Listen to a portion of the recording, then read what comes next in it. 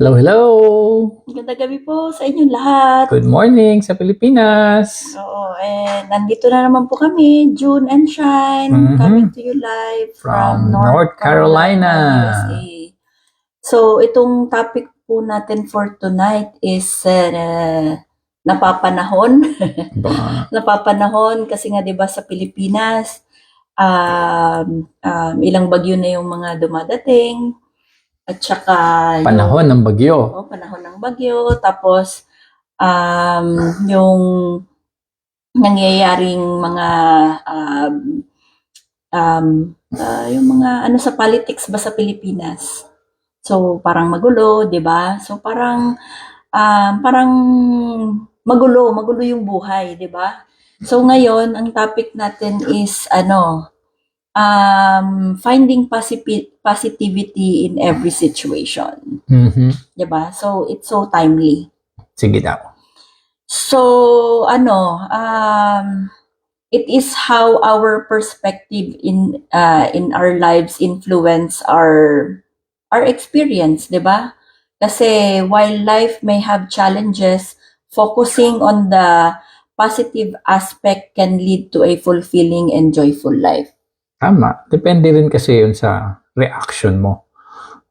How would you react on a situation? Pwedeng maging positive, pwedeng maging negative, depende sa um, how you, you handle the situation and how mature you are, how, intelligent you are in terms of handling halimbawa problema or kaguluhan and kung ano-ano pang pupwedeng dumating sa in life experiences, be it personal, be it community, be it sa business, and be it sa career.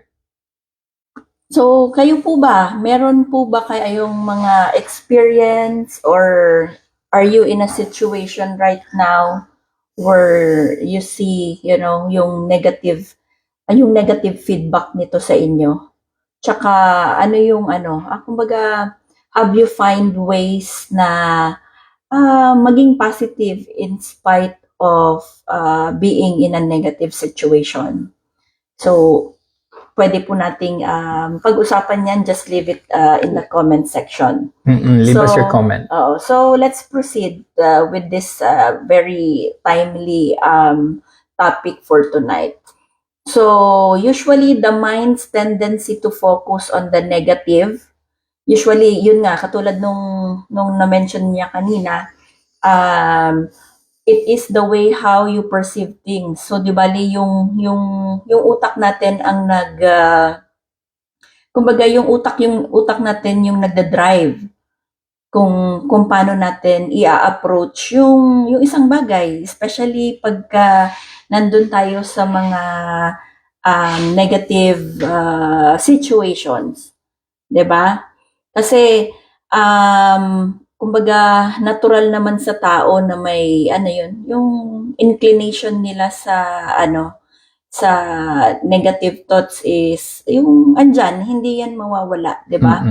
So usually ang tendency nun is it often comes from a survival mindset, 'di ba? Kasi defense mechanism. oo, yun yung defense mechanism natin, yung kumbaga yung utak natin yung nagsasabi na halimbawa if we are in a potential threats, ganon. So defense mechanism natin yun. Pero ang tawag dito? Pero minsan, although itong defense mechanism na ito, helpful siya, but sometimes, may mga times na may namimiss kang important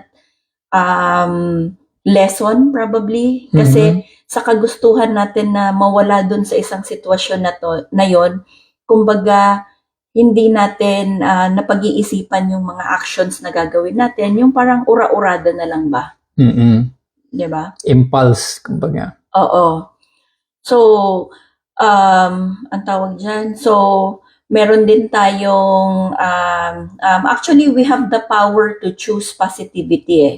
Di ba? Kumbaga, actually, being positive is a choice.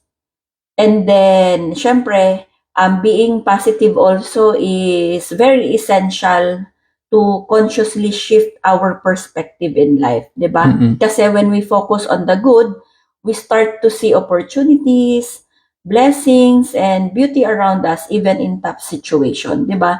Kahit na no matter how yung parang lugmok na lugmok ka na sa sitwasyon mo, yung parang the way how you see it, yung tinatawag nilang parang silver lining, di ba? Kumbaga, dun ka humugot ng lakas, dun ka kumuha ng, kumbaga, yung pagiging positibo mo sa buhay. Kasi, by being positive, kumbaga, although mahirap siya, lalo na kung you are in a situation na parang ang hirap maging positive, pero it's still a choice, di ba? Kasi kung hindi mo gagawin yon and you will let that feeling sink in sa sarili mo, then you might be having a hard time na makaalis dun sa situation na yon, di ba? And it starts with your subconscious, syempre. The moment na isipin mo, naku, mukhang mahihirapan yata ako dito. So, what follows? Mahihirapan ka talaga. But kung ang subconscious mo sinabi, hindi, kayang-kaya mo yan, huwag kang mag-alala. Malalagpasan mo rin yan. Ika nga, this too shall pass. So, sa halip na maging reactive tayo in terms of, halimbawa, may dumating na hindi maganda, meron napunta tayo sa isang sitwasyon na hindi kaaya-aya para sa atin, we should be more proactive rather than reactive. So, isipin kaagad natin yung mga resources natin, kung ano bang dapat gawin. Doon tayo mapapaisip and reflect sa mga bagay na dapat nating gawin para to come out and succeed dito sa ating negative situation. O di kaya, di ba, kunwari, when you are in a tough situation, siguro maybe just take a pause, ask yourself, di ba, what positive thing I can focus on right now, di ba? Kasi at least, kasi usually when you give yourself a time to contemplate, to think about on the right things that you will do, magkakaroon ka ng magkakaroon ng clearance yung pag-iisip mo, makakapag-isip ka ng maayos when you take time, when you take a pause, reflect, diba? Yun ang pinaka-importante. Para hindi, kasi mahirap yung you will do action na you will regret later on. Diba? Hi, Rexley! Hi, Rexley! Naku, Thank you for watching. Tutuan naman si Rexley. Regular viewer na natin siya ngayon. So, bibigyan ka namin ng badge. So, maraming salamat, Rexley, for watching and, taking your time, spending your time with us. Happy Live. Thank you. So, how finding positivity enhances life's best moment? So, how are we going to find positivity, diba? To enhance our life's best moment. So, unang-una, you have to look for the best situation nang sa ganon, yung ma-experience mo yung greater joy, diba? Stronger relationship and better mental health, diba? Kasi usually, being positive helps us to appreciate little moments like laughter ng anak mo, diba? O di kaya just a quiet moment to reflect. Parang ano yun kumbaga nabibigyan mo ng panahon yung mga tao rin sa paligid mo. Katulad nga nung na-share ko sa post ko kanina. Parang if you worry on the things in your life, if parang you will always miss the best part of those things, di ba? Mm-mm. Oo, tama si Rexley. Positive is equals to good vibes. Tama. Di ba? Kasi if you keep on worrying things, you always miss the best part of what is happening, di ba? Mm-mm. Whether it may be good or you are in a bad situation, you just have to acknowledge that you are in that situation, appreciate somehow that you are in that situation kasi maybe that situation that you are in is molding you into someone that will become a Better better person. person, Mhm. 'di ba? So it usually, although it's easy for us to say na parang you have to be strong in every situation, but the reality is really you have to be strong kasi if you will not be strong enough to handle your situation, then you as well will, babagsak din. 'Di ba? Like, for example, nandyan ka sa situation na hirap na hirap ka ng bumangon, like lugmok ka na, then how are you going to surpass that situation if you will not help yourself? Mm-mm. 'Di ba? And then also yung mga challenges na nai-encounter natin, we should face it with positive mindset, 'di ba? Kasi having a positive mindset can help one learn lessons or grow stronger, and then ultimately making life's best parts even sweeter, 'di ba? Yun, oo. So, para kang namamasyal sa isang lugar na hindi mo man lang na-enjoy yung view kasi nga puro puro kung ano-ano yung mga nasa isip mo. So it's always good to just enjoy the moment, sit back and pray. Importante, pinaka-importante, pray that God enlightens you and guide you to pass through that situation. Kasi kung syempre walang tulong ng nasa itaas, more or less, wala ka na rin kuhan. Kumbaga, if you don't have faith na makalaligpasan mo yon, parang ano pang silbi para mabuhay ka? Mm-mm. So actually we need to practice we need to practice positivity. Let God take control of everything. Yes, correct. Mm-mm. Tama ka dyan, Amen. Rexley. Yes. Mm-mm. So actually we know that it's really hard to practice positivity kasi hindi naman lahat, I mean in our lives naman hindi naman palaging masaya, 'di ba? Mm-mm. There comes a time na alam mo 'yun, susubukin tayo ng panahon, susubukin tayo ng buhay. But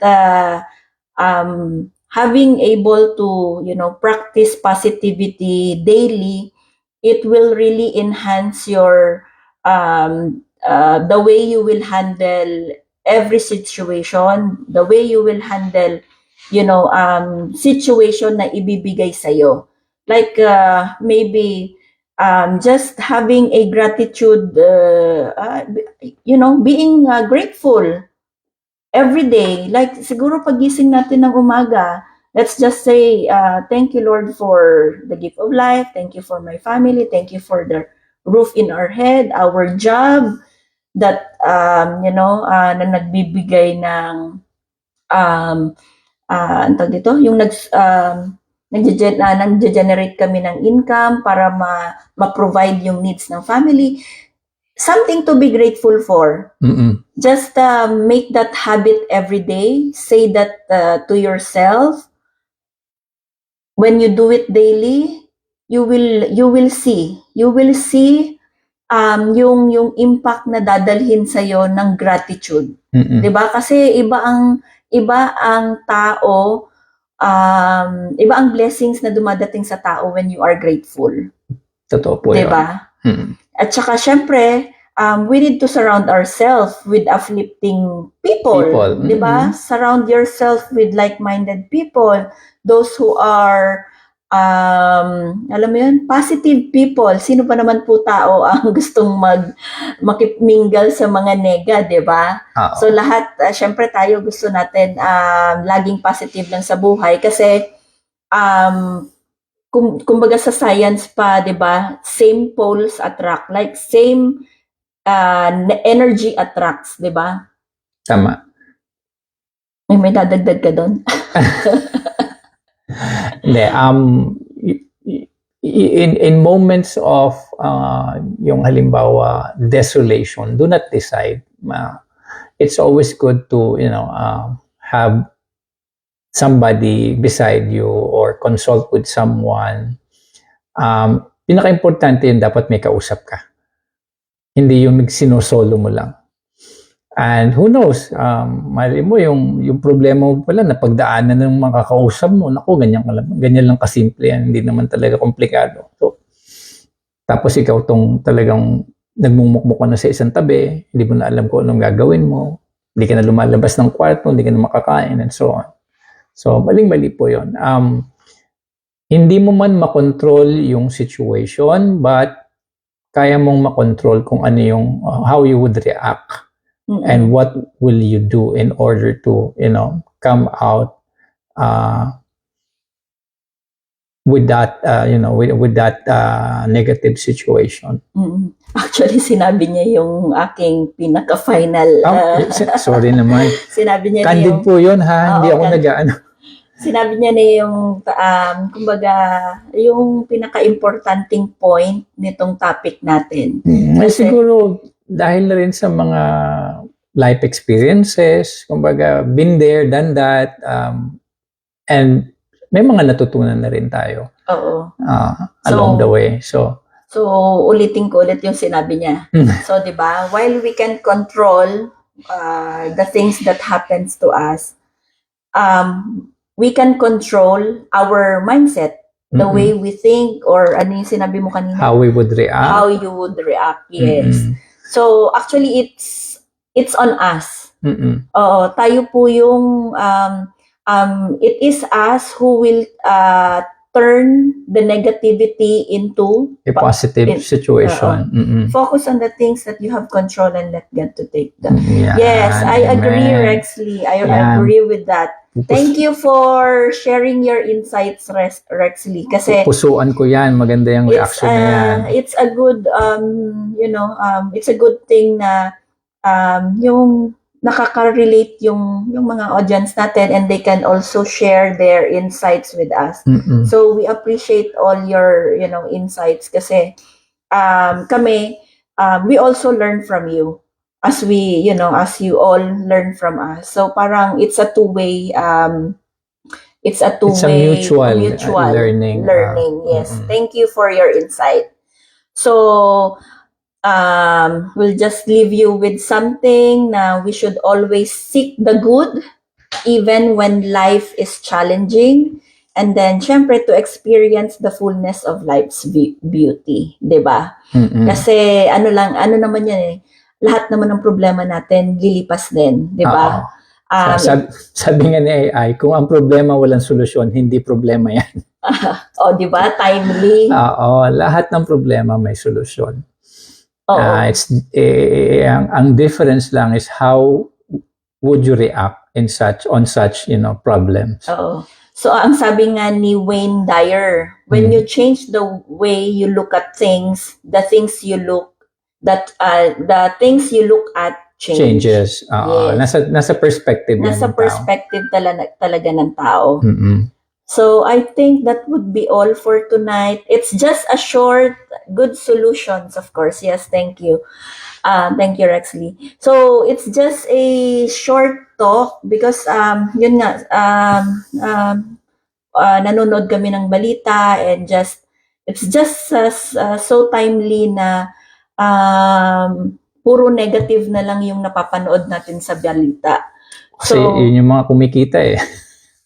Alam mo naman ng mga Pilipino. Oo. Diba? And taking your life will never be a good solution. Good solution. Yes, tama ka dyan, Rexley. Tama-tama So, yan. always find the positivity. In every situation. Thank you also for your time, Rexley, for watching. And we hope na naka-relate. Naka-relate talaga tayo, ano? Diba? Oo. Kasi kumbaga lang,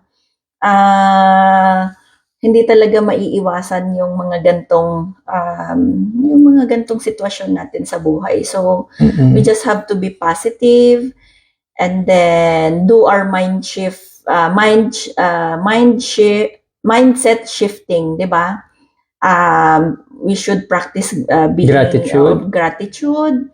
And then just acknowledge the situation, and then eventually makakaalis din naman tayo sa kung nasan man tayong sitwasyon, di ba? So that would be all for tonight.